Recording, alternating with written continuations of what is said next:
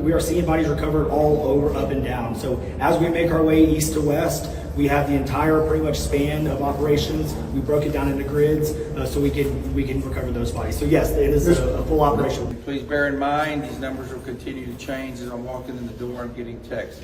It's going to be like yesterday. I think these numbers will continue to change and increase as time goes on. But like I said, we'll do a good job. We'll keep you updated. Search and rescue operations continue with a full response from local, state, and national first responders. At present, there's over 400 first responders for more than 20 agencies that are working in Kerr County.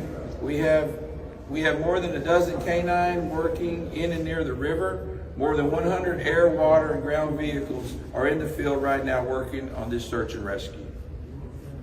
As of 9 a.m. this morning, we recorded 59 deceased in Kerr County. Among those who are deceased, we have 38 adults and 21 children. 18 adults pending identification and 4 children are also pending identification. At present, there are 11 Camp Mystic campers unaccounted for, along with 1 counselor. We extend our sincerest condolences and prayers for every single family affected by this tragedy. And we continue to work around the clock and reunite these families. We will continue to search efforts until everybody is found. Everyone in the community is hurting, and we know many of you are locals or have some local connections here.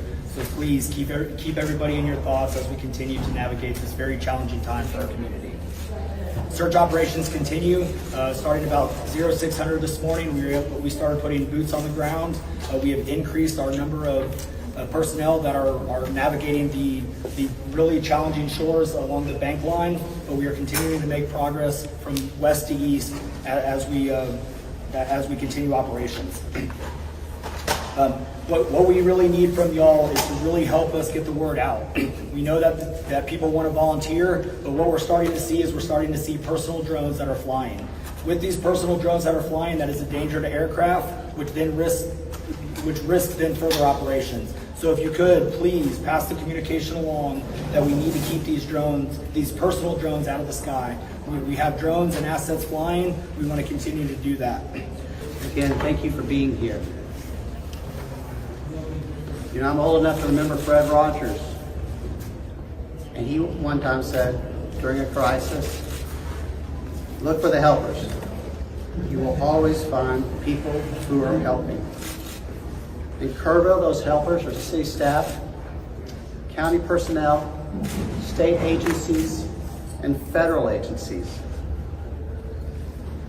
The entire Kerville City Council is on site today. We're doing everything we can. Let me repeat something I said yesterday. In our Emergency Operations Center, it's not a bunch of different teams. It's one team. Our goal is to rescue those in peril and find those who are lost.